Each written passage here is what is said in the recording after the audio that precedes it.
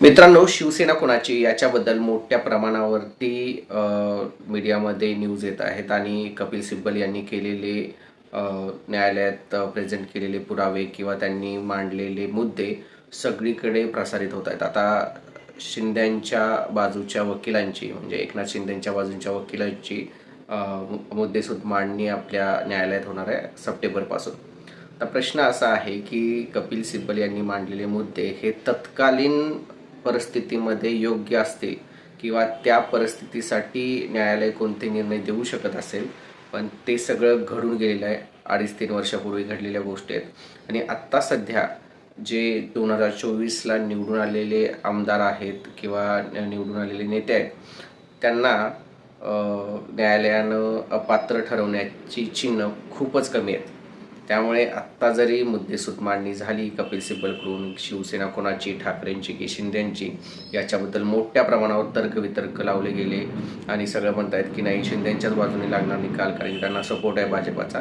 पण जी आत्ताची केस आहे ती अपात्रतेची आहे आणि ती अपात्रता ज्यावेळेला शिंदेंनी उठाव करून सरकार स्थापन केलं त्यावेळीची आहे आणि ती पंचवार्षिकसुद्धा आता संपलेली आहे आणि हे सगळे नेते 2024च्या नवीन पंचवार्षिकला निवडून आलेले आहेत. त्यामुळे त्यावेळी अपात्र ठरले म्हणून आत्ता त्यांना काही धोका निर्माण होईल याचे चान्सेस खूप कमी आहेत.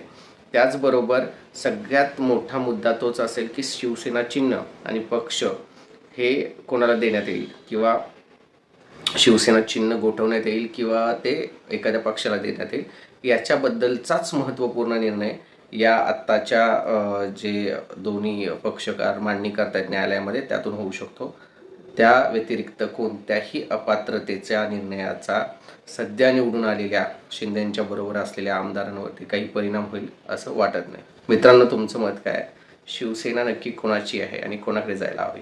कारण चिन्ह जरी गोठवलं तरीसुद्धा नवीन चिन्हाबरोबर हे दोन्ही पक्ष लोकांना समोर जातील आणि त्यावेळेला लोकांच्या जनतेच्या न्यायालयात कळून येईल की शिवसेना कोणाची. आत्ता सध्या तरी जास्त संख्याबळ शिंदेंच्याकडे आहे, त्यामुळं आपण मानू शकतो की शिंदेंच्याकडं शिवसेना आहे.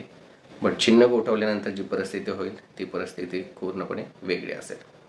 आमच्या चॅनलला सबस्क्राईब करा, लाईक करा आणि कमेंट करा.